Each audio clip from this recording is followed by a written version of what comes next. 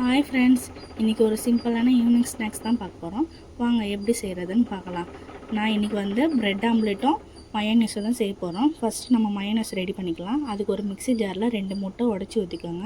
1 spoon போல் மிளகு எடுத்துக்கோங்க. 1/2 spoon உப்பு எடுத்துக்கோங்க. 1 ஸ்பூன் சர்க்கரை, வினிகர் இல்லைனா லெமன் ஜூஸ் ரெண்டுத்தில் எது வேணால் சேர்த்துக்கோங்க. 3 பல் பூண்டு சேர்த்துருக்கேன். இதை நான் கொஞ்சம் எண்ணெய் ஊற்றிக்கிட்டு நல்லா மிக்ஸி ஜாரில் அரைச்சி எடுத்துக்கிட்டேன்.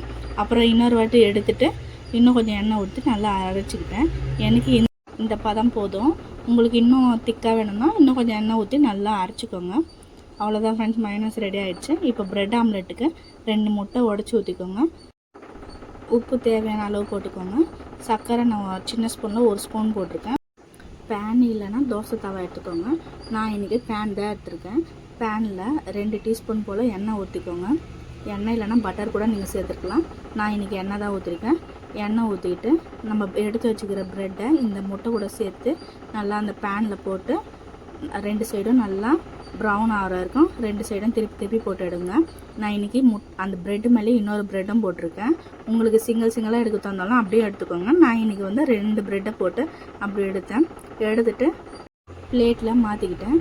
பிளேட்டில் நம்ம பண்ணி வச்ச மயோனீஸும் டொமேட்டோ சாஸும் கொஞ்சம் வச்சுட்டு அந்த ப்ரெட்டு மேலே நான் லைட்டாக ஹனி ஊற்றிருக்கேன். உங்களுக்கு வேணும்னா ஊற்றிக்கோங்க, வேணும்னா ஊற்றிக்கோங்க. ஏன்னா அது ஊற்றினா சூப்பராக இருக்கும். ஓகே ஃப்ரெண்ட்ஸ், இந்த வீடியோ உங்களுக்கு பிடிச்சிருந்துன்னா லைக் பண்ணுங்கள், ஷேர் பண்ணுங்கள். நம்ம சேனலை மறக்காமல் சப்ஸ்கிரைப் பண்ணிவிடுங்க ஃப்ரெண்ட்ஸ். ஓகே பாய், வாங்க சாப்பிட்லாம்.